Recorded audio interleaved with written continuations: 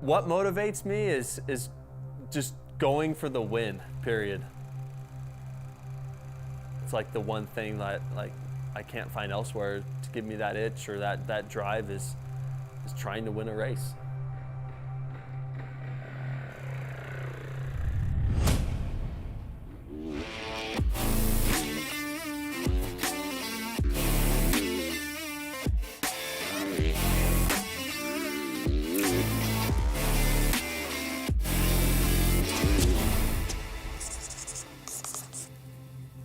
I'm Eli Tomac, and I'm from Cortez, Colorado.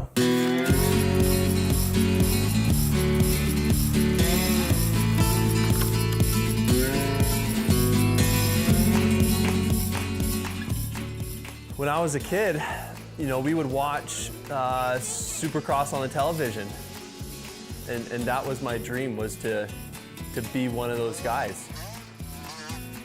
Pretty crazy to be living that dream. So I got my first bike, it was Christmas, I think I was 4 years old, PW50, and that's where it all started. You guys, first motorbike, woo-hoo! 5 years old, Christmas morning, December 25th, 1997, on his Yamaha, here he goes, whee! Money light! My first race was actually in Mancus. That's just 45 minutes up the road from where our ranch is at here. Yeah, when you're up here, it's like epic. I call this place the ranch. This is my dad's property. Growing up on a ranch it's different, but I wouldn't trade it for anything. I mean, you can go out and basically do whatever you want to do. You're building dirt jumps with your buddies, you're driving RC cars, riding your dirt bikes, whatever it may be. It's just you go out your back door and you just go do it. So this track right here, it's a little bit covered in weeds, but this is where we had our very first track on the farm. We have 2 Supercross tracks and then the motocross tracks. It's our training grounds. It's where I spend 9.5 months of the year. Yeah. So should we just do like half and half kind of thing? We could, yeah. I'd like to, especially like a turn like this, and you coming down and landing, I'd like to see if we can just pick that throttle up as early as we can. So my dad has a professional mountain bike background. Yeah, I started as a BMXer from age 7 to about 17, and then transitioned over into professional mountain biking. So 2 wheels were always in our blood. Mountain biking was brand new in the mid-'80s, and I got into mountain biking. There was nothing as far as any type of guidance or coaching, or I was just using some road cycling training techniques that I just learned, some with some coaching and some on my own. He made his living, on 2 wheels, on the bicycle. So in that sense, I think that really helped me as a racer and as a rider. He has a good eye. He's watched me enough now. Like he knows, when I miss something or what I need to work on that way, and I trust his word for it. That's a huge thing. Is can you trust the guy that's training you, right?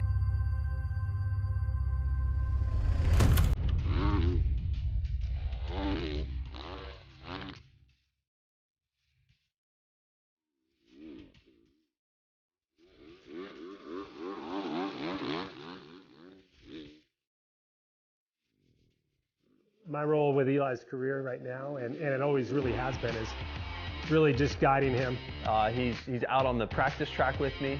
My background, a lot of times I did a lot of my training on my own, so I preferred to be a little more private with my training, and then I kind of carried that over to Eli, and it was a little bit old school in that the guys kind of used to be that way. He's doing my contracts for me. And his scheduling. And really his business arrangements too, because in my sport I did a lot of my management for 15 years, so for me it was a natural transition for me to help him with his. What do we got pulling up over there? The General. Watch out. So he's my agent, he's my trainer, and he's my dad. Like a lot of times I have to, you know, back off a little bit and give him his space. Because there's a family dynamic there also. It's not just, okay, I'm your manager, but I'm also his father, so that's something I had to be careful with. So he's a little bit of everything.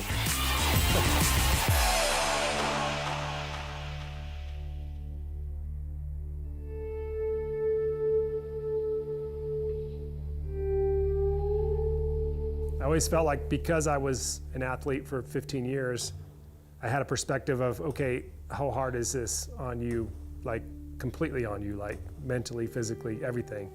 And I kind of used that knowledge of the things that I had been through and applied it to what Eli has going on. Eli Tomac, number 33. Eli looking good out there. When he got to a certain level, I'm like, okay, this guy's good enough to do this. We're gonna lay it out. And then it's up to them, really, you know.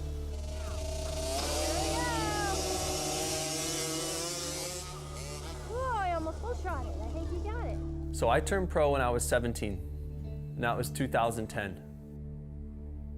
The thing about being a professional athlete is you have to perform if you want to, you know, make a good living at it. So I realized that from a very young age. You know, when I was 17, I'm like, okay, this is what I'm going to do. Yeah, our sport is, you go pro at a very, very young age, and it's hard. It's hard, and it takes years to like build your base. He had a really pretty, I'd say pretty steady progression through his amateur career. He didn't just barnstorm Loretta's from 50 cc's all the way through. You know, he slowly built and became better and better and better. Motocross has been, I mean, it's been everything for my life. It's taken me around the United States. It's taken me overseas. So in that sense, it's like irreplaceable. Being outside, doing something you love, riding your bike, like that's what's so cool about it all is that's my job. The low point is actually being away from home. It's like you're on the road all the time. It's 30 weekends a year. Well, when I'm not racing, I mean, my life has changed a lot with the little ones. So having kids is awesome. We have 2 now, a baby boy and a baby girl. So we've got it all going on right now. Will the little ones get motorcycles? We'll probably get them. It's a great family sport. Just as a whole, like I look back and I could imagine being in my parents' shoes, like just having the whole family. It's a great family event. I hope they like riding bikes. We got Tyler, we got Eli. We are in July 1998. We got 2 5-year-olds ready to race. They're ready. What kind of bike you got here, E? What is this? What? Yamaha. Yamaha? What size is it? What is it called? PW50. Oh.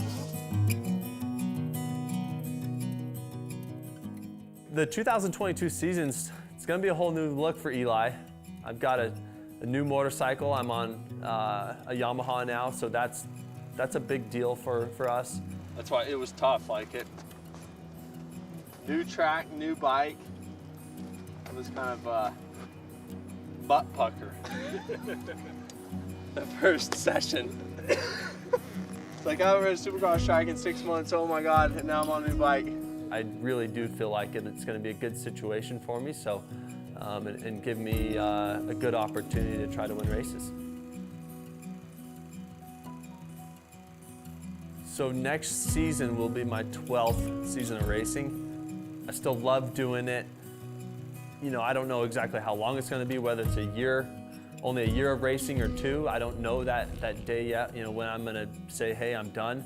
With Eli, I'm like, don't ever say you're going to retire at the end of this year or that year. I was like, you're going to know when you've had enough and when you're done. And I'm like, when your motivation is gone to race and to win, then you know that the time is getting close. One thing I have told myself is, as long as I can win a race and be like in the hunt for that win, you know, or be battling for the lead. But the day I lose that, I feel like, hey, maybe now it's time to let it go, you know?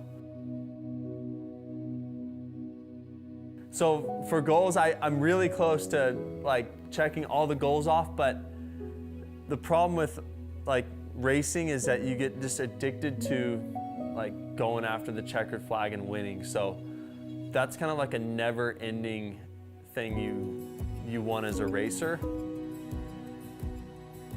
So big picture-wise, I've kind of checked everything off the box, but the chase of winning races never really goes away.